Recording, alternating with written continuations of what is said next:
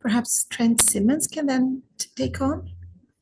Yeah, I can take it Thank you. from here, Katarina. Thank you so much. I was just waiting on Dr. Hanadi. I would like to thank you, Dr. Hanadi, Noor, everybody organizing again on this last day. And today we are here again with the hero's journey, talking a little bit of how technology can and should enable social environmental change. And today we have three wonderful presenters. The first one will be Dr. Neha Devan. She's our global CEO for funding and partnership with the Spirit of the Game Foundation.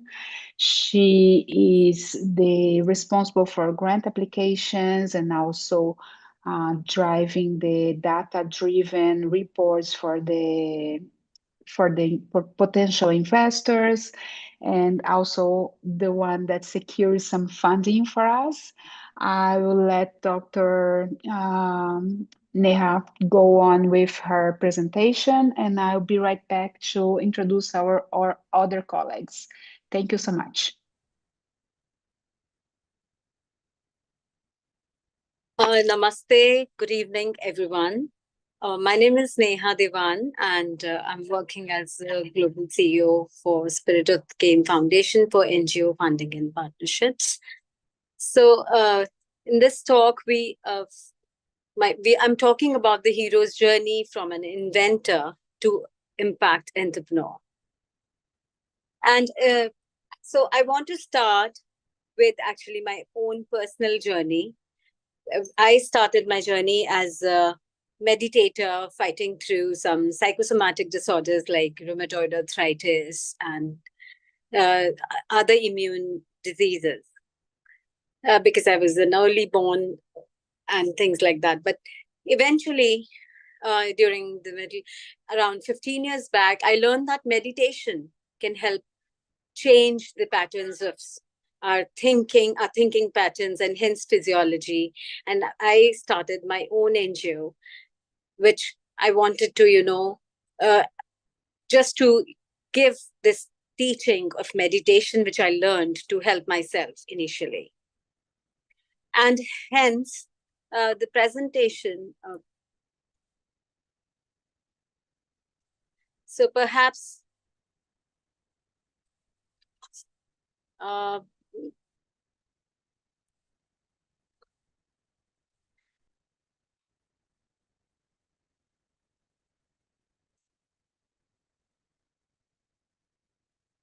the presentation is able to share.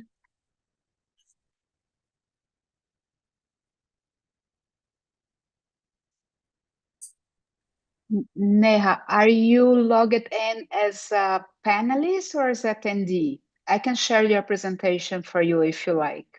Yeah, I'm not able to share it actually. Okay, yeah, thank you so I much. can do it for you. No worries. Yeah. Just give me 1 second, please. Wait.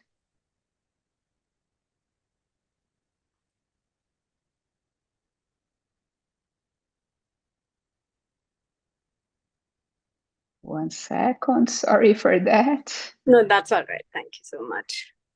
There you are. Open. Great. Let me put on presentation mode. And then let me share here.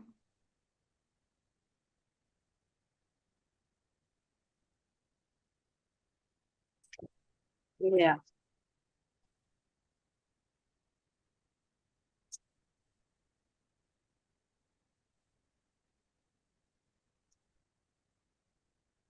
This journey is merely not just about businesses, it's about creating a positive, sustainable difference that spans generation and empowers societies to tackle the root cause that has happened.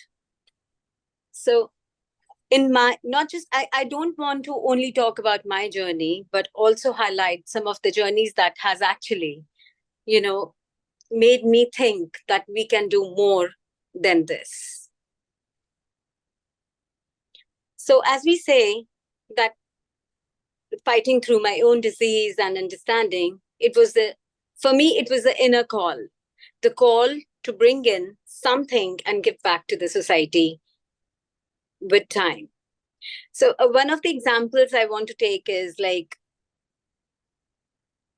when like a buoyant slut, for example, during a scuba diving trip, he was disheartened to see more plastic than fish in the ocean. Instead of accepting the unfortunate reality, he saw an opportunity to create the change. So this initial call was something like, it was deeply personal and varies from person to person, but it always begins with the recognition that the status quo is not good enough. And the desire emerges to effect change. For us in NGO funding, this is a very, very crucial stage. Then talking about just, when you recognize something as so important in your life, there comes the time when you need to actually cross the threshold and do something bigger and better. Like, for example, Zipline co-founders wanted to, serve with the drones and medical deliveries, but there were so many logistical barriers. But eventually they come out to be, crossing the threshold often, and it became a revolutionary system.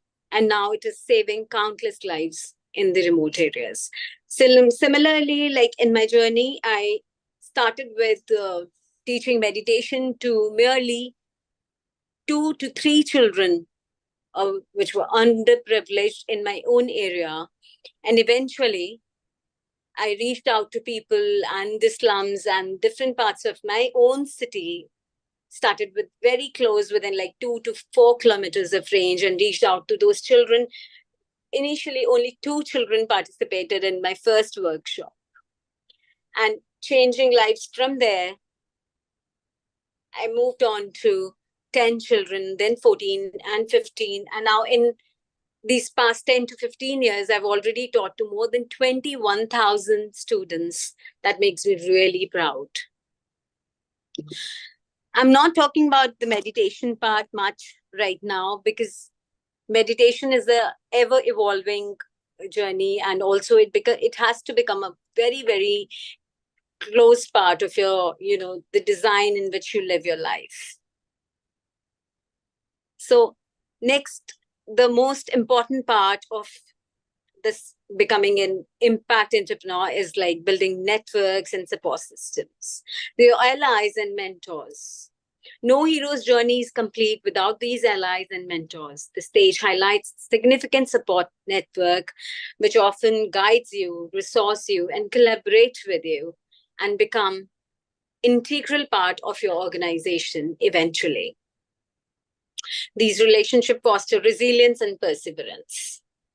And mentors can help you to actually see your own potential and how, not just your cons, they can also talk about, the apprehensions.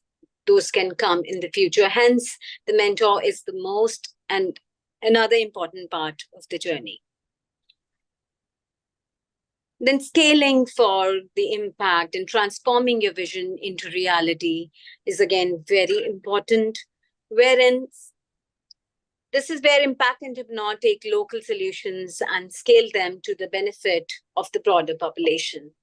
When I reached out to biggest schools and organizations for underprivileged and mostly government of India, there was a big no. There was a big no for my movement of meditation, because I wanted to make a bigger impact. I wanted to tell them that apart from the education, this can also, help them enhance their focus, help them channelize their energy and everything. But it was very difficult.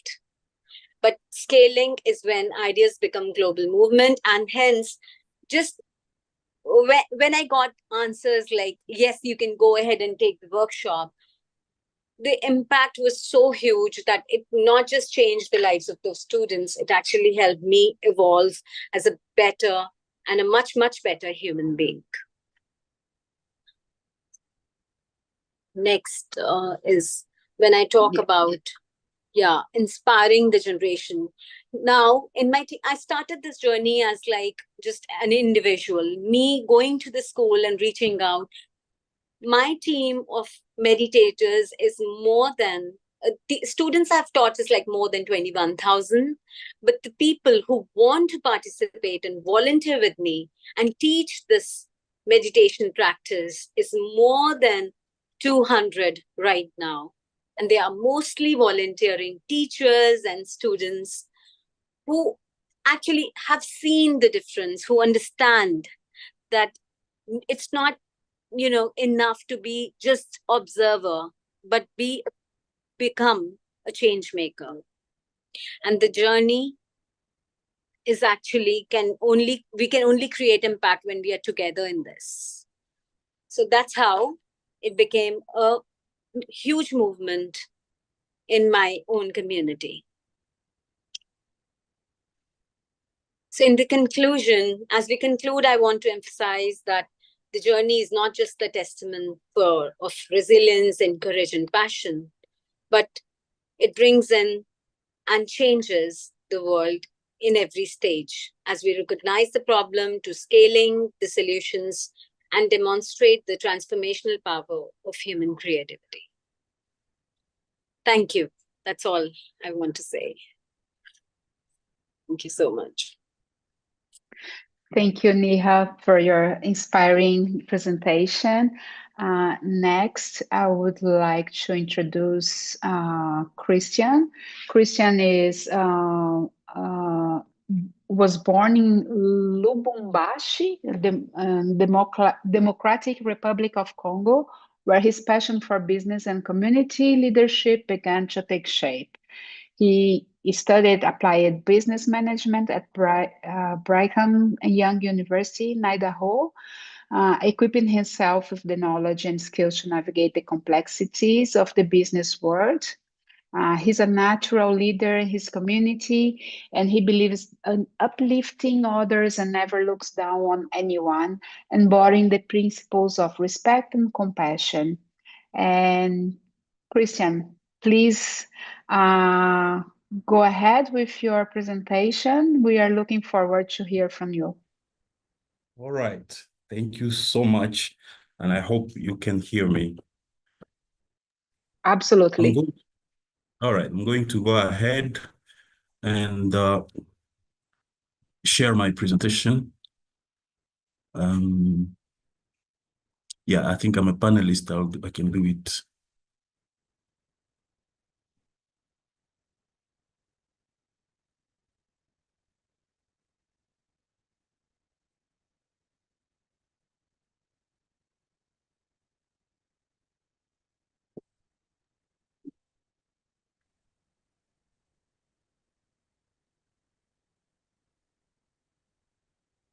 Did you find? Yeah, I'm coming.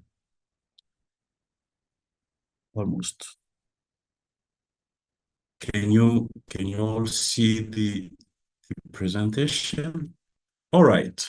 So before I start, I would like to thank the special thanks to His Excellency Abdul Rahman and also to Trent for the choice on me to speak today. So as I was introduced, my name is Christian Maloba.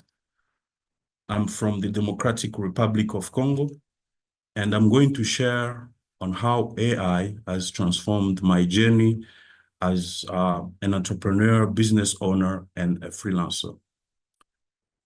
As a Spirit of the Game chairperson for the Central Africa, there are many tasks and many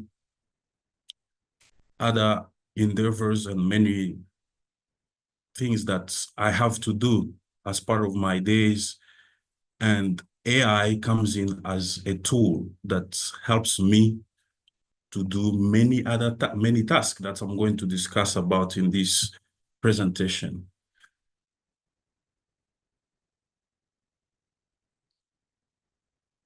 All right, so I will talk about harnessing artificial intelligence for technological entrepreneurship and economic development. The role of AI in entrepreneurship is significant and diverse. AI technology is changing the way businesses operate and make decisions. Entrepreneurs can leverage AI to gain the competitive edge, improve productivity, reduce costs, and innovate their products and services. And I'm going to demonstrate in this presentation how businesses and entrepreneurs can harness the power of AI. It's a blessing to make their business go forward. So first off, entrepreneurs can use AI for market research, for decision-making, for marketing, for customer service, for automation, and many other things.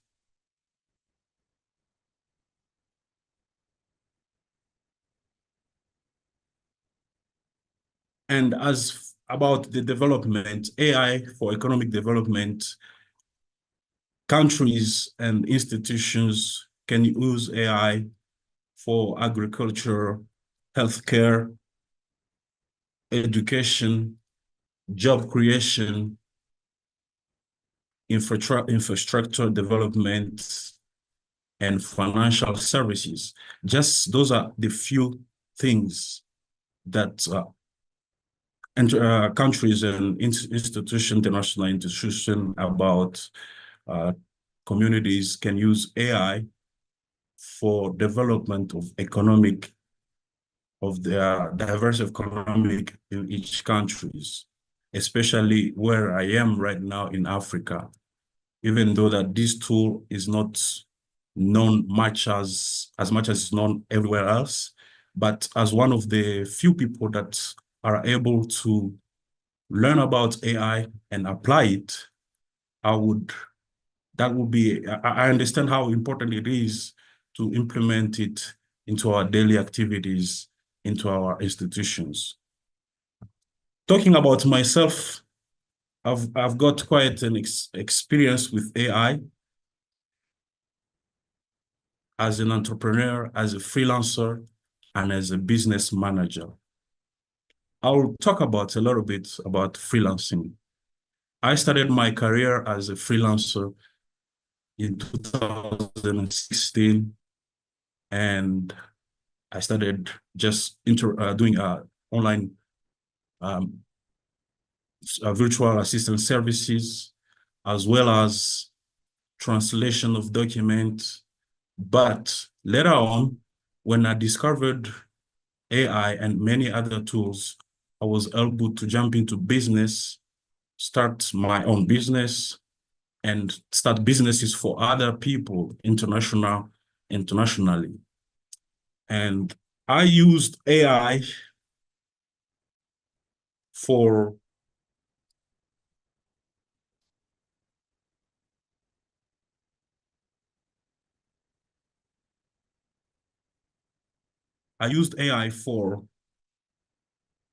visual content creation in my business. I have an e-commerce and online business that we sell gemstones and crystals to everyone, everywhere in the world. And I've been using AI for content creation.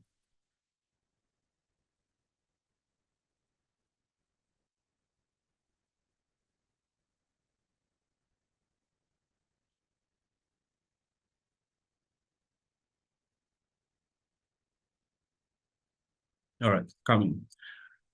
And apart from that, I've been using for creating videos to share on my social media, on the pages of the social media of the business, create photos and even blogs about the products that we are selling using AI. And not only that, we've been able to create graphics, graphic designs. We've been able to do market research, to ask for important strategies and ways to promote our products all over the world. And AI has been with us throughout that journey.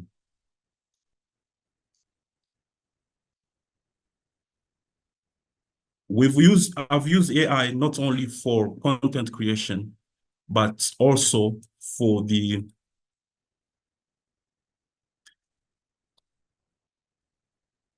before I continue, I would like to share some of the important tools like Midjourney and Synthesia.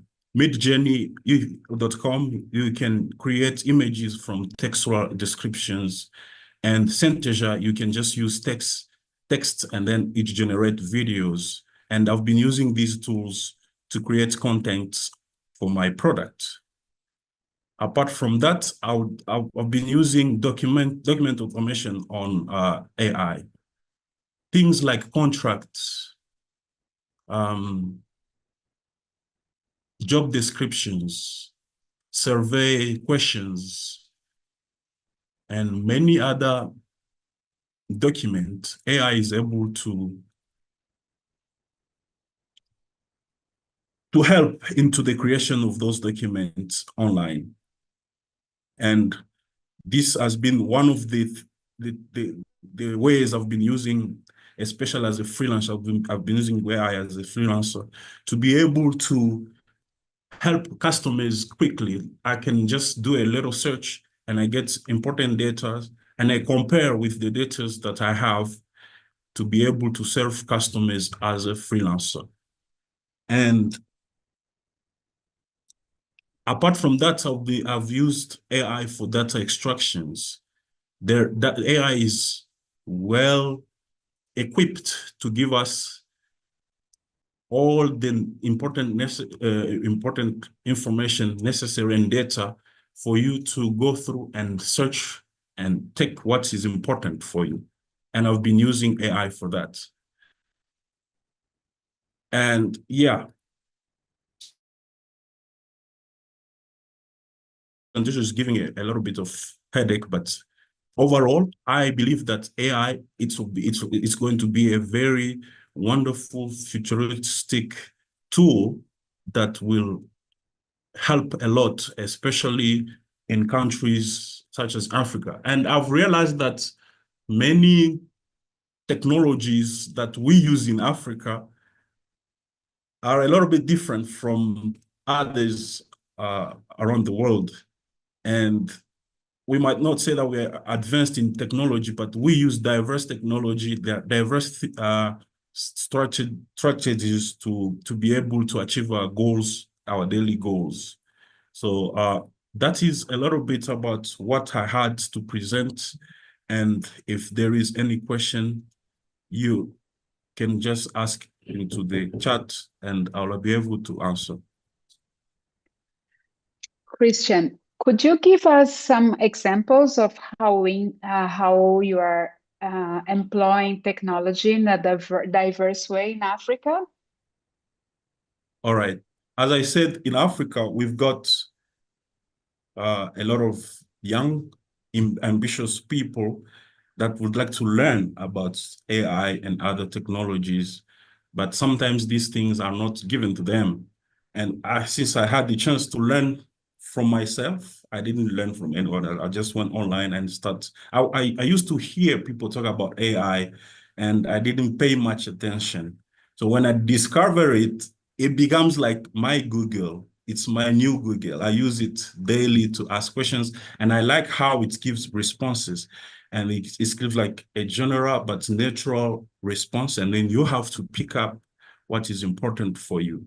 And I think it's going to help in our area, community, for people that would like to launch their online businesses people that would like to be entrepreneurs, especially young people. AI is a tool that we can publicize to help them achieve their goals and as entrepreneurs. So that's the way I think it's going to help around my area.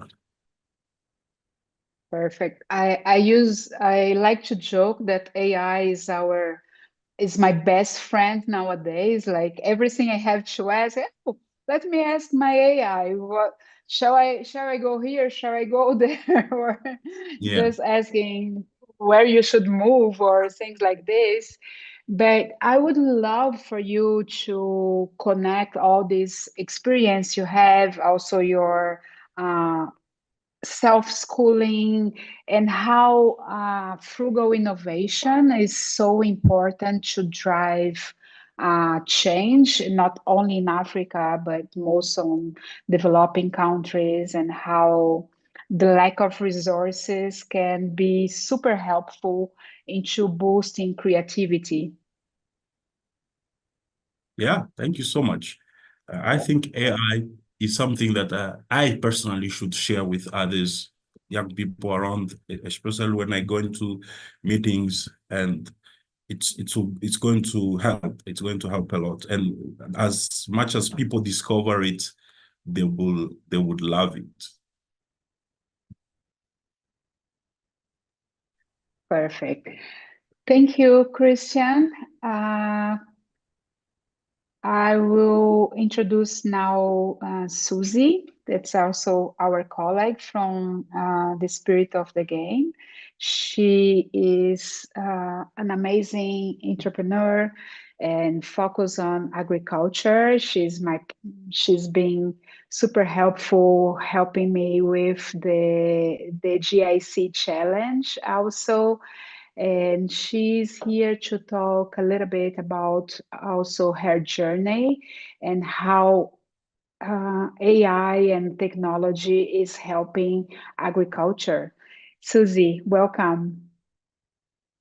Thank you so much. Yes, thank you, Daniela. Thank you to all the participants for being here, and thank you for the organizer for this amazing conference. So without wasting time, let me go directly in the topic of today. And today we are going to see the role of AI in agriculture and how AI works. So I will start by briefly saying what I'm working in. I am a CEO and founder of an NGO called Agricode Expo that is all about enhancing agriculture through ICT. ICT is information, communication, and technology.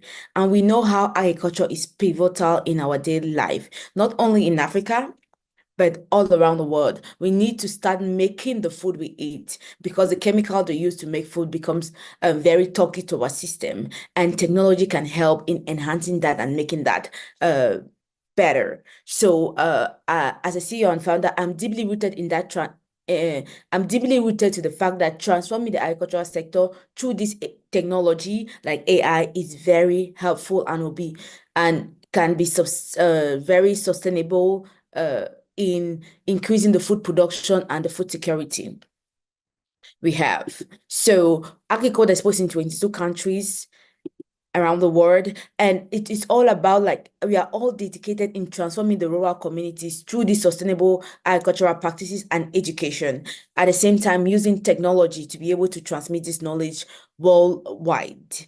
And also we want to be able to create market access to the different farmers around the world, and also establish the Agenda 2030 of the Sustainable Development Goals of the 17 SDG states. And our project also serves as a framework in scaling up the Africa we want through the project, the Africa Continental Free Trade, and for Objective Agenda 2023. So our main objective is to be able to bridge that gap between the traditional farming method and the modern farming method. And by bridging that gap, we are introducing to agriculture artificial intelligence and technology to help us in that. And so we have 4 programs we are working on in Agricode Expo. We are working on the youth coding workshop, teaching youth how to code using the same time artificial intelligence tools, and also using coding method that looks more like games. And our second project is the Climate Information Service. With this, we are teaching farmers how to use this AI tool that predicts weather, that can tell you if your soil is ready to receive the crops, and which kind of crops you have to plant on your soil and all these studies. So we have farmers out there, expert out there in this field, that goes to the farmers and train them on how to use this existing tool. And our third program we have is we were focusing on the farmers, but we noticed that there are very few women in agriculture and technology in general. As a woman in STEM myself, I'm a software engineer. We thought of why not put in a program that would able to empower and encourage more women to come into agriculture, which we desperately need, and technology. So we brought up this program called Empowering Women in Agriculture and Technology. And in this program, we are providing access to resources and training for women and networking opportunities, and also programs that help them unleash their full potential. And in this program, we also teach women how to use updated technology like ChatGPT and other AI technology. And we also have an e-commerce platform that we're building so that the farmers, once they are trained and once they have the product, they can have a platform where they can sell their product within our network. And we brought up a new project recently called iCodes for Africa, because our thought was like, a lot of people, we are encouraging the women. What about the youth? Where are the youths? A lot of youths are running away from agriculture. How can we bring them back to agriculture? So we started this movement called iCodes for Africa that is all about bringing youth back to the farmland. And we are now in 18 countries in Africa working under this project. And as I said earlier, so in this project, we are empowering the next generation of farmers and innovators and leaders. And we want to teach the youth, how can I include the technology I have and still be productive in the farm? So iCodes Expo Africa is all about that. And we are already launching programs around Africa to be able to sustain this. And we are launching our stores to be able to finance this project. And we went on and asked ourselves, we noticed that even though we had a lot of ongoing projects, a lot of funds were released, a lot of the funds that were released could not achieve the aim for which it was released. So a lot of people took the money, did not do the job, and we asked ourselves, what is the problem? That is where the question arises about what is my purpose, because a lot of people do not know what their purpose is. They could take the money, eat it, and do other things than their main objective.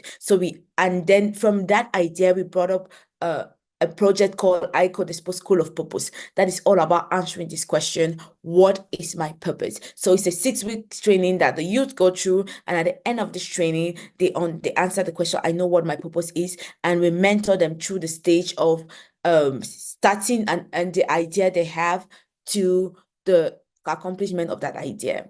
So that's what the iCodes School of Purpose is about. And we brought up another project called Harvest Heroes, because our thought is the youth want to go into farming. They want to do it. They want to like go into agriculture, but they have no idea of where to go and who to look up to. So we brought up a podcast where we interview leaders around the world about how did they start their journey. They answer these basic questions so that if you are a youth interested in going into agriculture, using technology, or just using the traditional way of farming, how can you start? And they share with us their stories, and the youth interact a lot with them, and they are able to connect with these amazing leaders.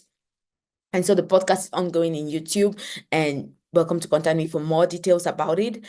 And today I wanted to talk on how, I think I have to stop sharing here, and let me see, my PowerPoint is not just working right now. Let me see if we have it back. The power of technology to abandon us whenever we most need. Exactly. We try to like survive the technology route. Okay, I think it is back, and I can look forward to share again is a brief presentation, but I wanted to share it with you guys because it's very important. So our next phase of as an NGO, which is very important, our next phase was, what next? How can we make greater impact to the community? How can we be a greater impact to the world? This is where we want to introduce you to the Global Impact Entrepreneurship Entrepreneurship Challenge, which is very important. In this challenge, you will be able to write those next step of your mission and to be able to drive sustainable impact in the Global Impact Entrepreneurship Challenge, which is very important, because if you don't have impact on the society, you are not really making profits. And we also, with this challenge, you also have the ability to connect with other entrepreneurs that are doing impact around the world, because collaboration is the key to success. And this challenge is a 3-phase challenge, and I think Danny will go more into details on what this challenge is about and how it goes. But as if you're an NGO, I invite you deeply to take part of this challenge, because this will not only boost your network, it will also boost your leaders in thinking of a more productive and impactful way, instead of thinking of more in a money-making mindset. And so with this challenge, you have access to like top mentors, global network. You have this like blending of impact and revenue, because most of the time as NGOs, we don't think of how can we make money. We are like, okay, we are here to help, but we also have to make money to be able to help. So doing this challenge will teach you how to make money as an NGO and how to have this long-lasting change and impact on your community and the people around you. So that was for me today. Thank you so much for listening. It was a pleasure to be a panelist in this conference. Thank you. On to you, Danny. Thank you, Susie. I will ask you to stay on. Also, ask Dr. Neha if she can join us. And I would love to connect the call to action and, of course, the use of technology, and what you said about how the NGOs are living on this starvation cycle, that they only barely raise enough money to stay afloat, and that most of the time they cannot really deliver the impact that they wish they could, and sometimes they even harm their beneficiaries, and how the reliance on funding from donors, it's crucial to drive this codependence on. They need to just report on things that are very common, that they are not really reporting on their mistakes, or they are not able to hire talent or retain talent just because they are basically relying on this funding model that raise money from donors. And I would love to connect this with the call for entrepreneurship and how social enterprises can change the game for NGOs. And I would love you and Dr. Neha to give your perspective on that, and also Christian. And yeah, just understand how technology is enabling so many changes within not only the projects we are driving, but also the organizations and how we manage our organizations. I will start. Like technology, first of all, bring us this open us to what we call collaboration. Nowadays, because of the technology we have, we do not need to be in a country to collaborate with the people around there. So the technology already brings us to these places, which is amazing. And AI does an amazing job in like making us attend these meetings and making us have deliverables that we could not have if we were only by ourselves, which is very amazing. And we have to try and start using this technology in our favor, not against us. Using this technology and collaborating and talking with other NGOs that are actually making money, at the same time impacting the environment and impacting the technology field, it's very crucial and profitable. Because if we stay in that mindset of, okay, I'm an NGO and I'm not there to make money, I'm there to help the people, we will not be able to help the people, and we will destroy ourselves too, because we will want to finance everything and wait for the funds to do anything. Why with AI and the technology, you are able to even do an online store. Nowadays, it's very easy to just have one click and you have an online store where you can sell product and it finance your business. Apart from that, you can also do collaboration with other brands to be able to bring in funds in your NGO. And the global challenge is there for that, so that you can open your mindset of, okay, me, I don't want to sell dresses. I want to do something else. It will open your mindset. Okay, there is this business I can go in. So this is why we all invite you NGOs to take part to this wonderful, wonderful challenge. And I promise you, you will not regret being present. Thank you. Thank you, Susie. Neha, would you like to add anything? You're muted. So yes, thank you, Susie, so much for this. So actually, I want to say that yes, it is very important to have funding in hand to move ahead in our projects and our plans and aspirations, and actually achieve something concrete in hand. But at the same time, there's a very Indian Hindu mythological verse that I often use every day to myself actually, which says karmanyavadikaraste ma phaleshu kadachana ma, and that means that just do your duty and rest. You cannot actually always understand the future or the outcomes of your actions, but you should be morally high, think of creating an impact. At the same time, just focus on your duty. That's what it means. And it is very beautiful and close to my heart. And apart from this, once you understand that your program is actually, will be creating an impact, there will be organizations, there'll be people who'll actually reach out to you, understand your vision, understand your mission, and the impact that it's going to create.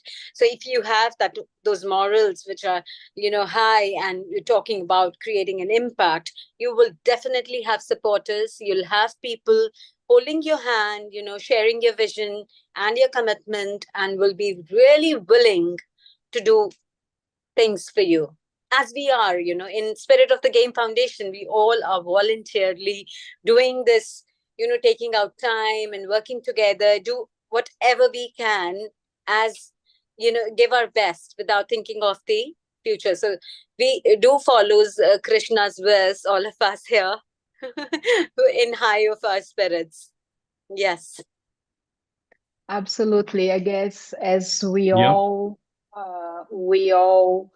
go forward with our devas and our sevas, and how we can be at service, not only for our beneficiaries, our communities, and the bigger good. I guess we are all here trying to drive the greater good, and show really that every company, every person, regardless of anything, can have an impact. But Christian, I interrupted you. Sorry for that. Go ahead. All right. At Spirit of the Game, we have this program called Impactful Artisans, and the program aims to reach out to all artisans, artists, and craftsmen all over Africa, people that are able to make beautiful and wonderful work of arts, to be able to sell it all over the world. And I'm the one of the few people that started an online Shopify store that is depicting what we are going, what the impactful artisans is about. And I would like to just share a little bit about that in a few seconds, and to see if anyone in the group, in the chat, in the group, in the conference is interested in selling online his work of arts or his creation, you are welcome. So the website is called lukuni.com. It just means a piece of wood, and it's a place in the Democratic Republic of Congo where people can mine gemstones, crystals, and more importantly, they can mine malachites, which they work on it. They change malachites, those rocks, and then they make it into beautiful, as you can see on the screen, beautiful work of art. And it's been a while that I've been doing this work, and this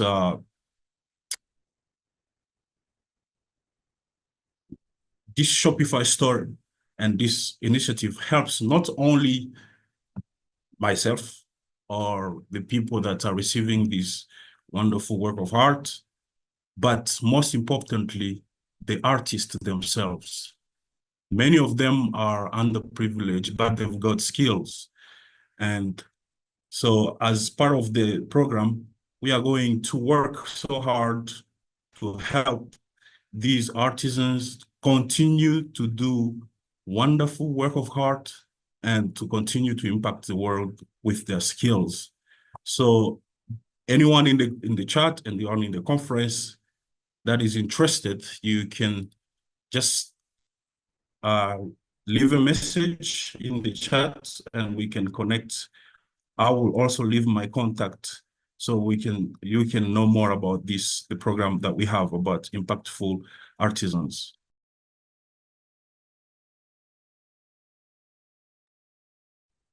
Perfect, Christian. Thank you.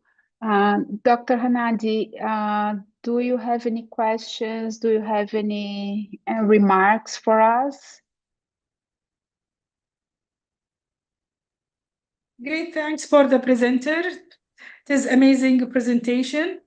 And please, I'm requesting kindly the presenter to provide me with your presentation. Would you mind please to send me your presentation via WhatsApp or by email? Now the remaining time is you have 8 minutes. You can make an open discussion between your groups, Danielle. Yes, thank you, Dr. Hanadi. So Neha, Susie, if you would like to join me, Christian and I on this discussion, I would love to talk a little bit more about how technology, because we are all from different parts of the world, all from developing countries. I'm from Brazil. And I would love to have a take from you on how technology is really changing your landscape, and to Christian's point, how diverse use for technology is being employed in our regions. I know from my work that in Africa, there are many cell phone uses to create credit scores, for instance, because they don't have to provide loans for the farmers, for instance, because they don't have access to a better score, financial score. So they use the payment of their internet bills or their phone bills to build on credit. Can we just touch a little bit briefly on how technology is used in diverse ways in our countries? I can start if in the Please, US, go we use ahead, technology Suzy. for everything. Like we breed here in the US, we breed technology. Like when you breed this technology, everything is computerized, everything is tracked.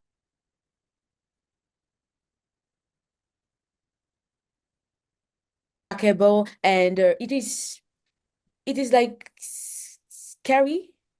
Are you guys getting me? Oh, my connection just... Hello, are you guys getting me? Perfect. Yes, you're Okay. bad. You're Yeah. back. Okay, so it's like a little bit scary that every single thing is tracked. Like the money you make, everything is tracked. So you cannot really run away from anything here. That is how good and how scary technology has become here in the US. So not just in the US, actually everywhere in the world, for money, for banking, for learning and education, for work and productivity, for communication, in our health sector, in our lives, in food, in tracking our health, in tracking our personal day-to-day activities. We all have health applications and the walking apps and whatnot on our all the time in our lives. And if you see that life actually, the technology has become integral part of everyone's life. And to some extent, it actually has made the life easier, much better, like remote working opportunities, and it has provided jobs to so many people who it was impossible to, like, I want to give an example from my personal life. Like my mother has gone through severe surgeries in past 6 months. She had a major fall and accident. So 2 major surgeries. It was impossible for me to move out and do anything about it, about my work. But thanks to technology has made it easier that I'm able to talk and converse with anywhere in the world I want. Yes, it's very helpful. At the same time, but if we be mindful of what we are doing with the technology, we monitor our own selves and keep the awareness, that how and when we use the technology correctly. I think there's no harm in using the technology. There's nothing like being scary about it. But yes, it can be scary if we are not mindful and aware. Definitely. So this is my take on this.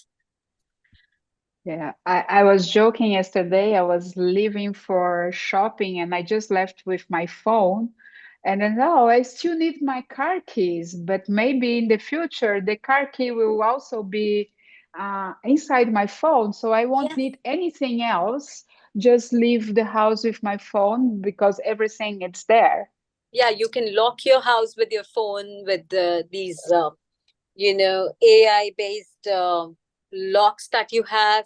And then you can actually start your car with your phone, which is there in many of the latest car models. You can actually start while you're sitting in your room, your car is ready, outside the parking, it is ready just with the command from your phone. It is already there. Airco on, perfect, just to hop in. Yes. Christian, we have a few more minutes. Would you like to give us your take on that? So we use mobile money a lot. And as Susie was talking about, everything is tracked. But I'm happy that we've not reached that level yet. We are still coming up. It's very difficult to track me because I use sometimes different SIM cards, but we use the Swift method of I can send my cash from the bank to my mobile phone, and then from my mobile phone I can maybe work with people and pay them through mobile phone. And it's so simple. Everything is working just like magic. And sometimes as I work as a freelancer, I work with people. I've worked with people from all over the world, even people from Japan.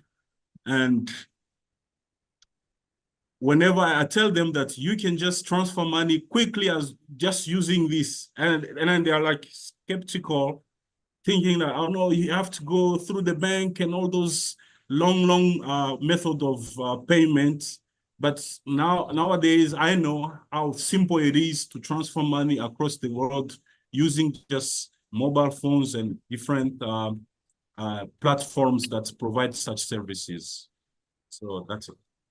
I have a question in case. Do we have a time? Yeah, 2 minutes. Okay, so I just want to raise a question like about the ethical concerns of usage of technology.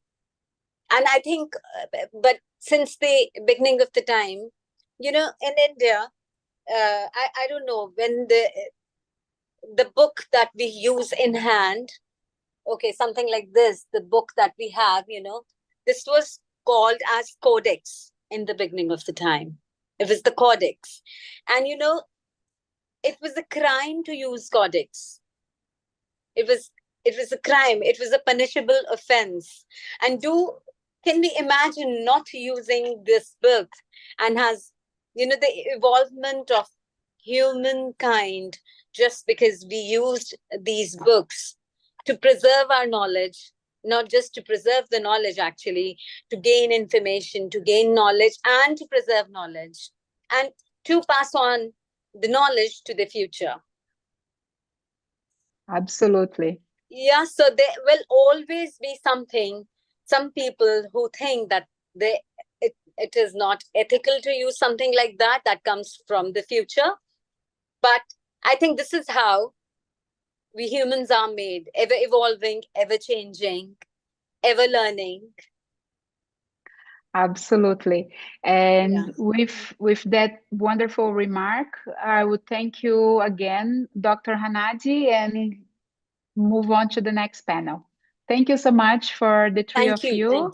And I'll talk to you also. Namaste. Yeah, Dr. Yes. Thank you, Dr. Hanadi, for this wonderful opportunity. We are very, very thankful.